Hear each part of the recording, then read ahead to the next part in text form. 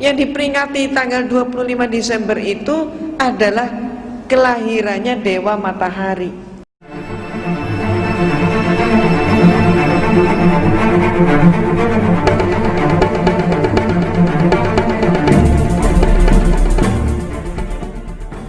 Tanggal 25 Desember merupakan hari raya bagi umat Kristiani untuk merayakan kelahiran Yesus Kristus, Sang Juru Selamat dunia. Tetapi meskipun demikian, ada begitu banyak penggiringan opini yang menyatakan bahwa tanggal 25 Desember juga merupakan hari kelahiran Dewa Matahari.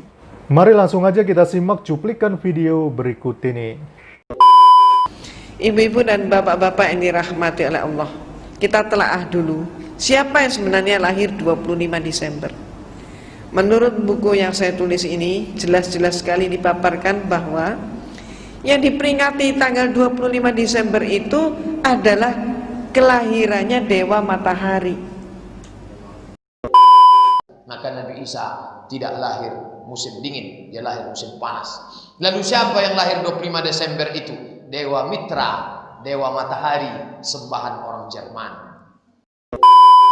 Nah teman-teman, di dalam video tadi ada beberapa tokoh agama dari pihak Muslim yang mempermasalahkan masalah tanggal 25 Desember ini yang merupakan hari raya umat Kristen, tetapi di satu pihak yang lain mereka juga mengatakan bahwa tanggal 25 Desember ini sebenarnya merupakan hari kelahiran Dewa Matahari.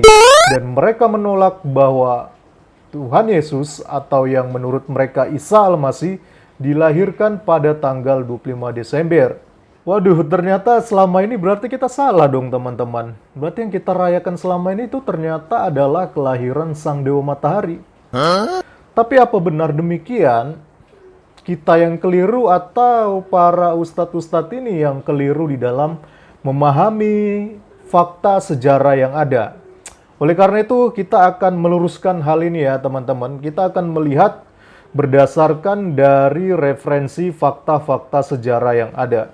Oke, yang pertama, sebenarnya penanggalan Natal 25 Desember yang dianggap sebagai ritus pagan sebenarnya baru dipermasalahkan itu sekitar abad 18 oleh seorang teolog ya, tapi dia lebih ke liberal sih sebenarnya, yaitu Paul Ernst Jablonski. Waduh, agak ribet nih sebut namanya ya. Paul Ernst Jablonski. Jadi menurut teolog ini yang berasal dari Jerman ini teman-teman, perayaan Natal tanggal 25 Desember berasal dari ritus pagan yaitu Natalis Sol Invicti, yang artinya lahirnya Dewa Matahari yang tak terkalahkan. Tetapi yang menjadi aneh teman-teman, ternyata teori ini sifatnya hanya spekulatif atau merupakan satu pandangan subjektif dari teolog liberal ini tadi, dan teorinya ini tidak merujuk kepada dokumen kuno apapun teman-teman. Jadi tidak ada referensinya ya teman-teman ya. Jadi teori ini tidak sahih karena tidak merujuk kepada dokumen atau referensi apapun. Tetapi meskipun demikian, para penentang atau para penolak kekristenan pada waktu itu ya, baik dari kaum liberalis, bahkan juga kaum skeptisis, atau bahkan kaum ateis, apalagi bahkan umat muslim sekalipun langsung menelan mentah-mentah teori ini, dan mereka langsung mengembangkan teori ini sehingga akhirnya sampai meluas ke seluruh dunia teman-teman. Aduh, memanglah ya, kalau dasarnya sudah tidak suka dengan kekristenan, maka teori apapun itu ya teman-teman ya, asalkan Kristen itu dianggap buruk, Kristen itu dianggap salah. Jadi mau teorinya benar, mau teorinya palsu, mau teorinya hoax, mau teorinya tidak sahih, pasti langsung ditelan mentah-mentah oleh para pihak-pihak yang tidak suka dengan kekristenan. Kita nggak usah heran sih ya teman-teman dengan orang-orang seperti ini, karena memang dari dulu itu sejarahnya kekristenan itu selalu ada saja pihak-pihak yang berusaha untuk menjatuhkan atau berusaha untuk menindas kekristenan. Tetapi pada faktanya semakin kekristenan ditindas, justru kekristenan akan semakin merambat. Tentu itu semua tidak lepas daripada karya Roh Kudus ya teman-teman. Jadi kita nggak usah heran lah ya teman-teman ya dengan orang-orang seperti ini. Karena jangankan teorinya Paul Jablonski ini yang mengatakan bahwa 25 Desember adalah hari kelahiran Dewa Matahari. Itu kemarin ada novel karangannya si Dan Brown yang menceritakan tentang Yesus menikah dengan Maria. Itu kalau tidak salah judulnya The Da Vinci Code ya. Nah itu langsung banyak pihak-pihak yang tidak suka dengan kekristenan langsung mengklaim itu sebagai suatu referensi, langsung mengklaim itu sebagai suatu suatu bahan lah gitu untuk menyerang kekristenan. Padahal ini kan novel, ini kan fiksi, kenapa dijadikan suatu dalil gitu ya.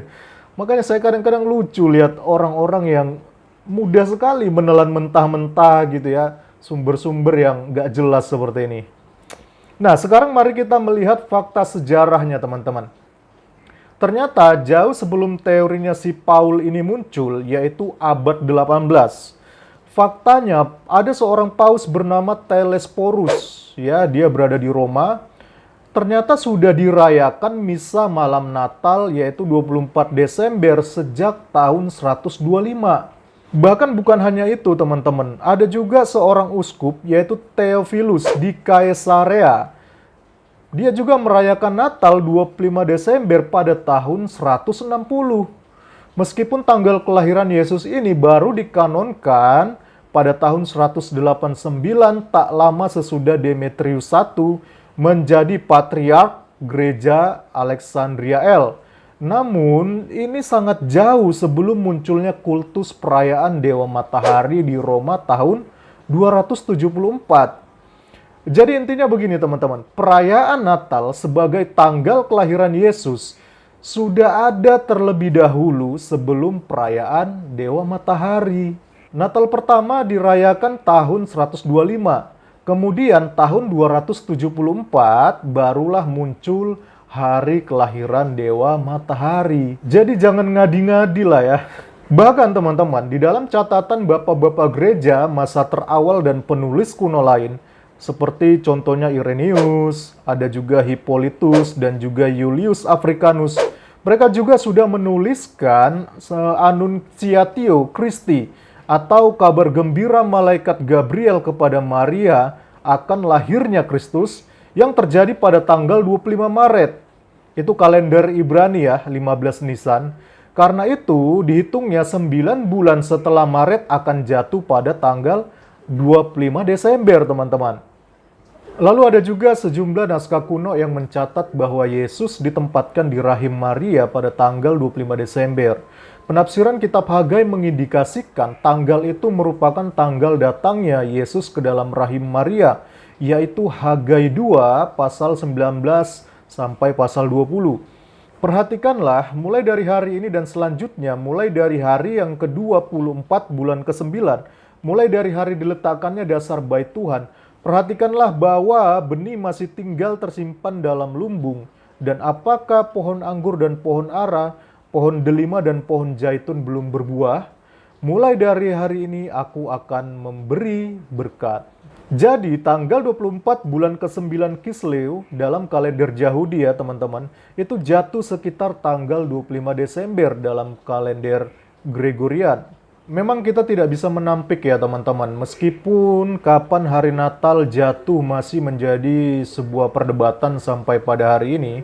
Agama Kristen pada umumnya sepakat untuk menetapkan hari Natal jatuh setiap tanggal 25 Desember dalam kalender Gregorian.